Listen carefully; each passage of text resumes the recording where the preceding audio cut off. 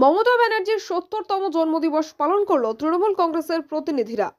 রবিবার দক্ষিণ ২৪ পরগনার রায়দিঘি থানার অন্তর্গত মথুরাপুর ২ নম্বর ব্লকের খাড়ি শ্রীনগর তৃণমূল কংগ্রেসের প্রতিনিধিরা মমতা ব্যানার্জির ৭০তম জন্মদিবস পালন করল।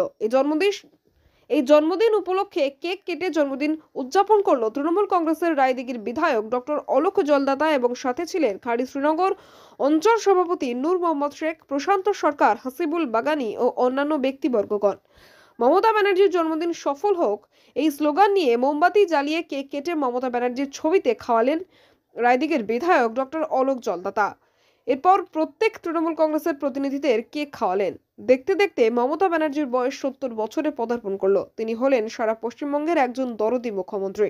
তার অনুপ্রেরণায় স্কুলের ছাত্রছাত্রীরা বিভিন্ন সুযোগ সুবিধা পাচ্ছে। এছাড়াও গরিব মানুষের জন্য বিভিন্ন প্রকল্প চালু করেছেন। তাই তার প্রতি শ্রদ্ধা জ্ঞাপন ও কেক কেটে জন্মদিন পালন হলো।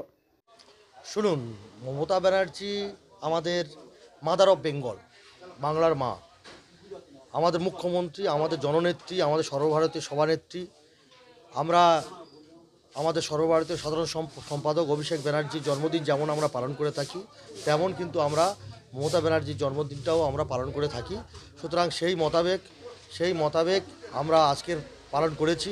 আমাদের মাননীয় সাংসদ বাপি হালদার তিনি তার কার্যালয়ে ইতিমধ্যেই পালন করেছে, আমাদের বিধায়ক সাহেব করেছেন।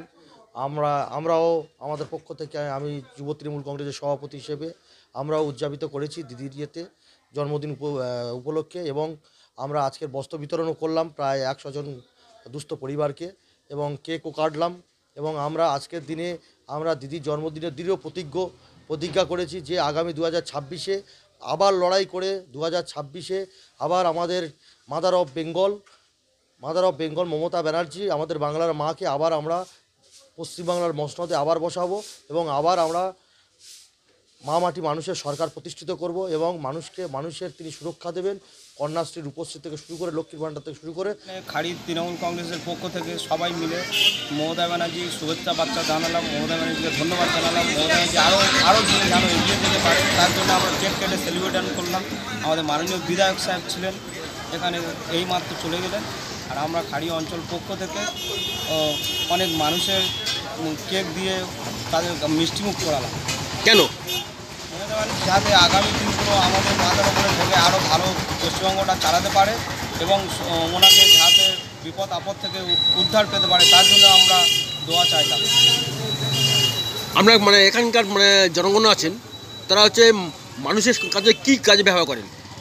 জনগণ মানুষের কাজে, মানুষের আমাদের বাংলার মুখ্যমন্ত্রী, বাংলার জননেত্রী, এই মুহূর্তে ভারতবর্ষের অভিসংবিধানী নেত্রী মমতা বন্দ্যোপাধ্যায়, যিনি সারা বিশ্বকে পথ দেখাচ্ছেন।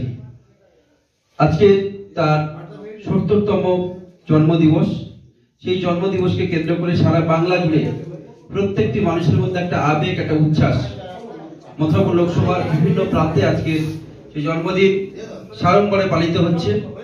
আমরা আজকে আমাদের সাংসদ কার্যালয়ে তথা জেলা তৃণমূল যুব কংগ্রেস কার্যালয়ে দিদির সেই জন্মদিন সাড়ম্বরে আমরা সবাই, সকল যুবকবৃন্দ, মহিলা সকলকে সঙ্গে নিয়ে আজকে তার ৭০তম জন্মদিবস পালন করলাম। এবং সাথে সাথে আজকের এই দিনকে স্মরণীয় করে রাখতে সকল দুস্থ মানুষদের উদ্দেশ্যে আজকে আমরা শীত বস্ত্র বিতরণ করলাম।